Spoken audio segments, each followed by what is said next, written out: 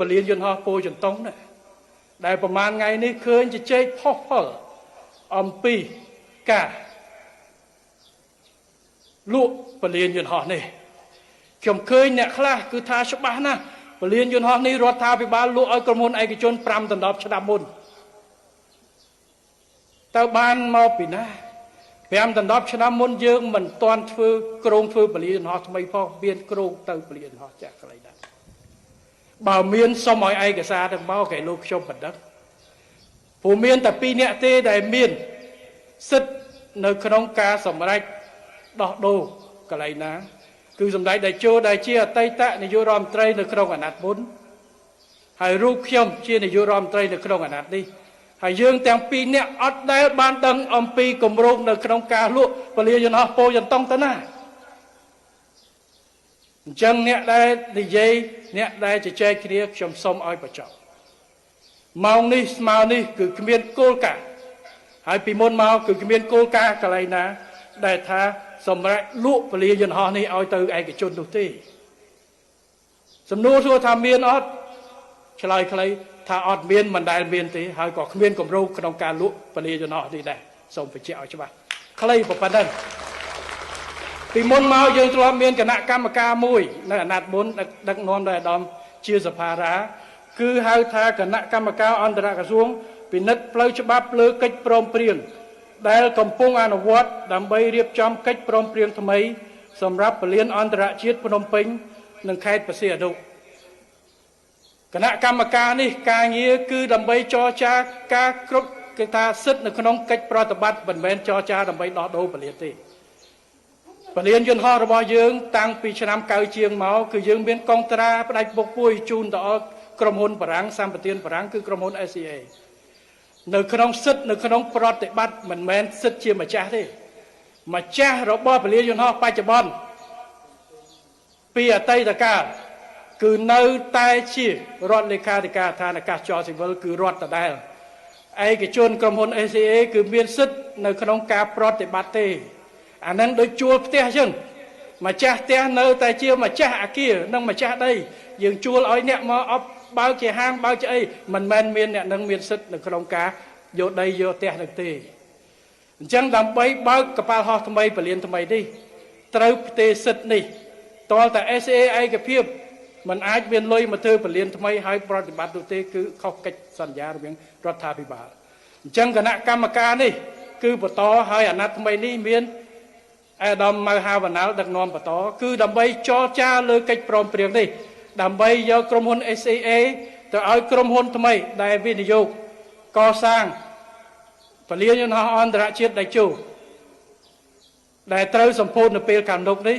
ដើម្បីផ្ទេរសិទ្ធិនៅក្នុងប្រតិបត្តិតែប៉ុណ្ណឹងហើយគ្មានចរចារឿងលក់ពលាននោះទេការសម្រេចរបស់ខ្ញុំកាលពីថ្ងៃទី28ខែ4ទៅកន្លងទៅនេះគឺមាន2ចំណុចគឺយើងគ្រោងផ្ទេរប្រតិបត្តិការនៅថ្ងៃដូចខែតាមផែនការគឺថ្ងៃទី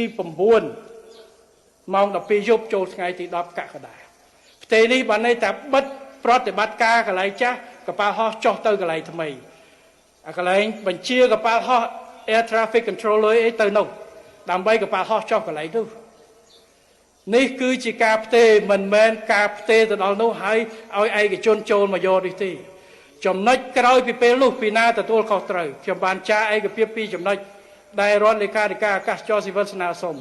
ទី1ផ្ទេរការគ្រប់គ្រងពលានទាំងមូលទៅឲ្យការគ្រប់គ្រងរបស់រដ្ឋលេខាធិការដ្ឋានអាកាសចរស៊ីវិលចំណុចទី2គឺសុំកងកម្លាំងប្រដាប់អាវុធដើម្បីជួយការពារសន្តិសុខទ្រព្យសម្បត្តិរបស់រដ្ឋនៅពលានចាស់រួមទាំងការពារល្បាតជុំវិញនឹងបូកជាមួយនឹងការពារនៅទីតាំងអញ្ចឹងគឺថាការពារខ្ញុំសម្រេចនៅថ្ងៃទី28ខែ4ថ្មីនេះគឺសម្រេចការទេភារកិច្ចមកការគ្រប់គ្រងដាច់ទាំងមូលដោយរដ្ឋលេខាធិការដ្ឋានអាកាសចរស៊ីវិលទៅលើទីតាំងទាំងមូល SCA គឺផ្ទេរទៅពលានយន្តហោះថ្មីគឺផ្ទេរការគ្រប់គ្រងឲ្យដីកន្លែងនេះនៅតែជារបស់រដ្ឋដដែលអត់មានលក់ទៅណាទេសូមបញ្ជាក់ឥឡូវបើមិនលក់ឥឡូវលក់ទៅមុខអត់ទេគោលការណ៍ដែលយើងគ្រោងបច្ចុប្បន្ន គឺរក្សាកន្លែងនេះទុកស្ថានភាពបច្ចុប្បន្នហើយត្រៀមបំរុងក្នុងករណីមានចុះដោយគេថា emergency landing ជាពីបំរុងការគ្រប់គ្រងរបស់អាកាសចរស៊ីវិលប៉ុន្តែយើងអត់មានលទ្ធភាពទៅបំពាក់គ្រឿង air traffic controller នៅពលានហោះនេះទេហើយទី2ក៏វាពាក់ព័ន្ធទៅនឹងកិច្ចសន្យាជាមួយ SCA នៅក្នុងការគ្រប់គ្រងតែសម្រាប់បច្ចេកទេសកន្លែងនេះចុះឧទ្ធម្ភាគចក្របានហើយបើសិនជាចាំបាច់ក្នុងករណីមួយដែលមានគេថាអាសន្នអន់ក្រពលានចាស់ចុះមិនបានពេលណាទោះបីមិនមានអាកន្លែងបញ្ជាក៏ពីលុតដែលឆែកជាមួយបច្ចេកទេសអាចប្រើប្រាស់ជំនាញដែលគាត់វឹកវើតាមផ្នែកដែលមើលបានអាចចុះបដិសន្នកន្លែងនេះអានេះគឺជាការគិតគូរចំពោះមុខនៅក្នុងការថែរក្សាខ្ញុំនឹងនិយាយបន្ថែមទៀតទៅខាងមុខនៅពេលដែលសម្ពោធសមិទ្ធផលជាក់ស្ដែងនៅពលានថ្មីតែយើងធ្វើកន្លែងណាយើងបានសិក្សាមួយជំរើសពីរជំរើសទៀតនៅក្នុងករណីដែលទៅអនាគតយើងមិនអាចទុកវាជាពលានតែគោលការណ៍ដែលធ្វើនោះទៅមាន3ទី1រក្សាតម្លៃប្រវត្តិសាស្ត្រនៃទីតាំងនេះរក្សាតម្លៃប្រវត្តិសាស្ត្រនៅទីតាំងនេះគឺមិនអោយបាត់កន្លែងនេះដែលជាអតីតពលានហោះដែលស្នាមពហុប្របាទបរមនាការហើយបំរើដល់វិស័យដឹកជញ្ជូនយើងរាប់សិបឆ្នាំទេអញ្ចឹងតម្លៃប្រវត្តិសាស្ត្រនៅតែមានត្រូវធ្វើกัน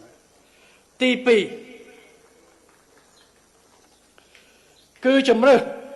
ដែលផ្ដល់ដល់ផលប្រយោជន៍ដោយសាធារណជនប្រជាពលរដ្ឋប្រើប្រាស់ជាអតិបរមាអត់ឲ្យឯកជនទេគឺនឹងប្រែក្លាយទៅជាកន្លែងណាមួយឬមួយទ្រព្យសម្បត្តិអ្វីមួយដែលប្រជាពលរដ្ឋខ្មែរជាពិសេសអ្នកភ្នំពេញអាចប្រើប្រាស់ជាអតិបរមានេះគឺជាការប្រើប្រាស់ហើយទី3លក្ខខណ្ឌដែលត្រូវធ្វើ3លក្ខខណ្ឌនេះត្រូវធានាគឺរូបមន្តនិងជំរើសនៃការគ្រប់គ្រងប្រើប្រាស់យ៉ាងណាក៏ដោយមានចីរភាពប៉ុន្តែត្រូវធានាថាទ្រព្យសម្បត្តិទាំងអស់នេះត្រូវតែនៅជាទ្រព្យសម្បត្តិរបស់រដ្ឋអត់មានឲ្យឯកជនទេនេះគឺជាការគោលការណ៍ដែលយើងធ្វើអញ្ចឹងគោលការណ៍ទាំងអស់នេះដែលយើងធ្វើនឹងពិភាក្សាយើងកំពុងពិនិត្យធ្វើជម្រើសតែធ្វើយ៉ាងណាកន្លែងនេះនៅតែជារក្សាតម្លៃប្រវត្តិសាស្ត្រមិនឲ្យបាត់ទៅណាទេសួរថាគេធ្លាប់និយាយគេធ្លាប់កាលកលេមានតើគេគិត300ហិកតាមួយការ៉េគិតតាម1000ឡើង3000លានតែ3000លាននេះគិតជាលុយមិនស្មើនឹងផលដែលប្រជាពលរដ្ឋផលនឹងតម្លៃនៅប្រវត្តិសាស្ត្រដែលពលានមួយនេះនឹងផ្ដល់ដល់ប្រជាពលរដ្ឋនោះទេយើងត្រូវរក្សានេះហើយគោលការណ៍នេះតាំងពីដើមមកសម្ដេចតេជោក៏ខ្ញុំបានធ្លាប់ជជែកហើយសូមពិនិត្យមើលកិច្ចការនេះមកដល់មកហាវណ្ណាហើយក៏សូមគោលការណ៍មួយសម្ដេចតេជោគឺមិនដែលមានពេលដែរមួយពេលប្រពេចណាដែលយើងពិចារណាថាលក់ទីតាំងនេះឬដោះដូរទីតាំងនេះឲ្យឯកជនយកអភិវឌ្ឍអចលនទ្រព្យអីនោះទេគឺទុករក្សាដើម្បីផលប្រយោជន៍សាធារណៈហើយសំខាន់បំផុតនៅតែជាអចលនទ្រព្យរបស់រដ្ឋដដែលទៅថ្ងៃអនាគតសូមបញ្ជាក់ប៉ុណ្ណេះសូមបញ្ចប់ការជជែកដេញដោលគ្នាទៅបាទសូមជជែកហើយពីណាថាបើមានកងត្រាគោលការណ៍ដែលរដ្ឋសញ្ញេមានសចូលណឬកន្លែងណាដែលថារដ្ឋលក់ឲ្យឯកជនណាសូមមកឲ្យមកខ្ញុំមកបាទព្រោះបើសិនជាខ្ញុំ